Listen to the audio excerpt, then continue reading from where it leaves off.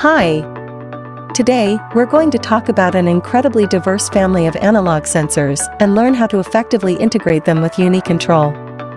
These sensors operate based on the principle of the voltage divider, translating their variable resistance into a variable voltage, which can be measured by the ESP8266 analog pin. Starting with a simple circuit, which includes an indicator LED connected to pin D2, a 10 kΩ resistor between the analog and 3-volt pins, and the sensor itself placed between the analog and ground pins, let's try out a few of them. Navigate to the peripheral menu, and locate the D2 pin. This is where your LED should be connected. Select the General Out option and click Save. Once you're done, head back to the Process 1 and give it a name you like. For the main state, choose Auto and set D2 as the primary output for this process.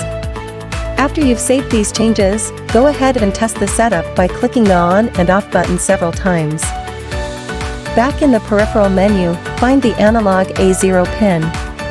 In the mapping option for this pin, select Map 1. This function translates the 10-bit ADC values, ranging from 0 to 1023, into a desired dimension, applying linear interpolation between the provided values. By default, the range is set to translate from 0 to 100%, which is fine for now. With the mapping in place, we can now use the analog input within our process. Choose A0 as the input source, and mid-range deadband as the on event. This will control the LED based on the input value's position relative to the deadband interval. Enter a small tolerance and a midpoint. Activate the Below option, which will turn the LED on when the input value appears significantly below the midpoint and vice versa. The first sensor we'll experiment with is the infrared photodiode, commonly used in proximity sensors or as a flame detector. A nearby flame will make the diode conductive, reducing the potential on the analog pin, which is immediately visible in the interface.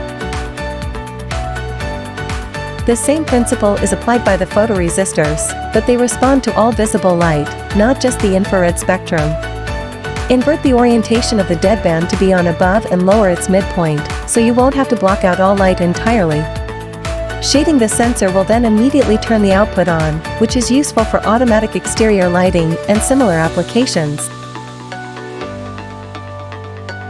The third on the list is a 10K NTC Thermistor. This particular resistor type has its resistance depending on the temperature, and with its wide operating range it is commonly used in harsh environments like 3D printer hot ends.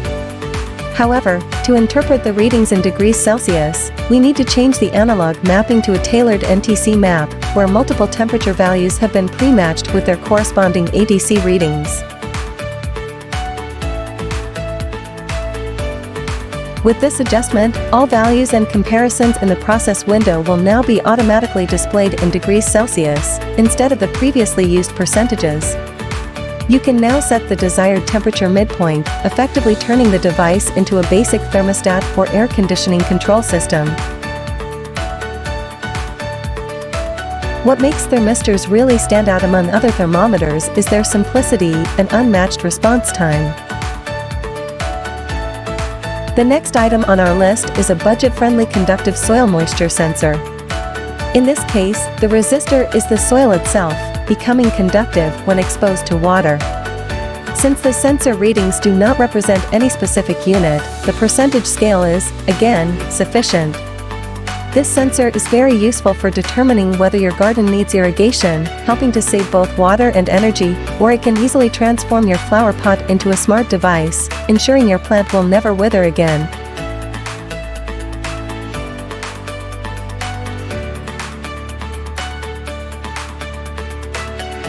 A very similar principle is used for the Raindrop sensor. This sensor consists of only two disconnected conductors. A simple water drop bridges the two and closes the circuit, reducing the potential on the A0 pin. Reverse the deadband orientation so that the LED switches on when it rains. Go ahead and test it. The LED will turn off once the water dries out or is wiped away. Some analog sensors have their own circuitry and do not need an additional pull-up resistor. We can safely remove it in these cases. A good example is this water sensor, which has a dedicated analog out pin. This directly supplies a voltage readable by the microcontroller's A0 pin.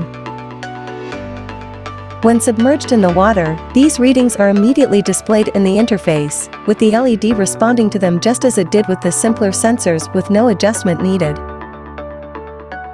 To take full advantage of the analog sensor, you have the option to directly link its analog reading to the output's pulse width. Simply choose Analog Link as the on event, which will then let you set lower and upper thresholds for both the input and the output. Consequently, the output pulse width is directly derived from the positioning of the input value relative to the input thresholds. As a result, the LED seamlessly dims and brightens in real time, proportionally to how much the sensor is submerged in water. To further illustrate this, we can take a standard potentiometer. A potentiometer can directly provide a variable voltage ranging from 0 up to the supplied 1, depending on its current rotational position. Now, we have full, real-time control over the brightness of the connected LED or LED strip. This completes our journey through a selection of analog sensors, although the list was far from exhaustive. You can use any other analog sensor in the same way. I hope you have learned something and feel inspired. That's all for today, and I'll see you in the next video.